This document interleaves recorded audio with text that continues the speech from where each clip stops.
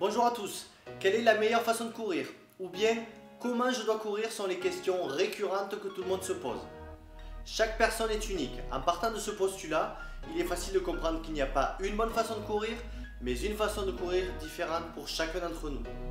Notre poids, notre résistance musculaire, tendineuse, articulaire, notre morphotype, notre vécu et notre rythme de vie conditionnent notre façon de courir. Donc le premier conseil que je vous donne, apprenez à écouter votre corps et petit à petit reprenez le contrôle.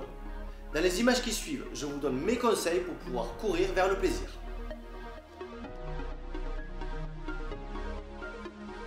Les 4 marqueurs qu'il faut contrôler régulièrement sont: premièrement, l'autograndissement autour de 2 axes.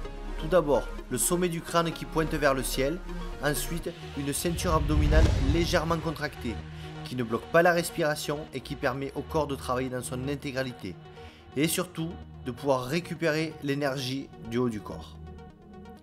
Deuxièmement, l'attaque du pied va avoir une relation étroite avec la fin de la poussée de l'autre jambe. Si la poussée n'est pas complète, le temps de suspension en l'air sera plus court et donc précipitera le poids du corps vers le sol. Par conséquent, diminuera l'amplitude et précipitera l'impact. Donc pour une phase de poussée complète, vous devez sentir le gros orteil terminer votre poussée.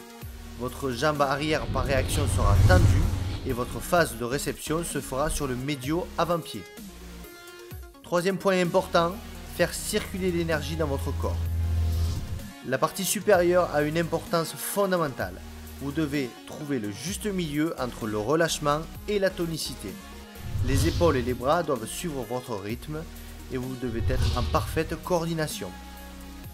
Quatrième et dernier point, le plus important, pensez à rester fluide. Vous ne devez pas entendre vos pieds taper le sol. Votre respiration doit être naturelle. Adaptez votre allure en fonction de votre niveau de forme et le niveau de bien-être à la fin de votre course sera optimal.